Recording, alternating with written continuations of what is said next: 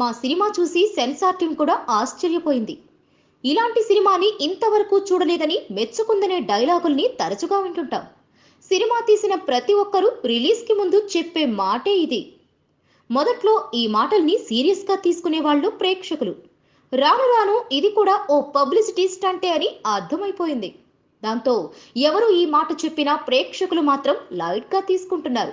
అయితే ఇండస్ట్రీ వర్గాలు మాత్రం సెన్సార్ రిపోర్టు గురించి పక్కాగా ఆరా తీస్తుంటాయి. ఏ సినిమాకి ఎలాంటి రెస్పాన్స్ వచ్చిందో అడిగి తెలుసుకునే ప్రయత్నం చేస్తుంటాయి. స్టార్ హీరోల సినిమాల విషయంలో అయితే ఆ ఆసక్తి మరింతగా పెరిగిపోతుంటుంది. సెన్సార్ పూర్తవగానే సినిమా అలా ఉందట, ఇలా ఉందట అని ఇండస్ట్రీలో మాట్లాడుకోవడం మొదలు పెడుతుంటారు. ఈ రోజు చిరు సినిమా ఖైదీ నెంబర్ 150 సెన్సార్ జరిగింది. అయితే షో అయిపోయిన వెంటనే టీం సభ్యులు గట్టిగా క్లాప్స్ కొట్టారనే ఓ రిపోర్టు బయటకొచ్చింది. ఆ రిపోర్టులో వాస్తవం ఎంతనేది పక్కన పెడితే సెన్సార్ టీం సభ్యులు మాత్రం చిరు ఖైదీ నెంబర్ 150ని చూడటంపై అమితాశక్తిని ప్రదర్శించినట్లు తెలిసింది. ఏ సినిమాకి లేనంతగా ఈ సినిమాని చూసేందుకు టీం మొత్తం హాజరైందట.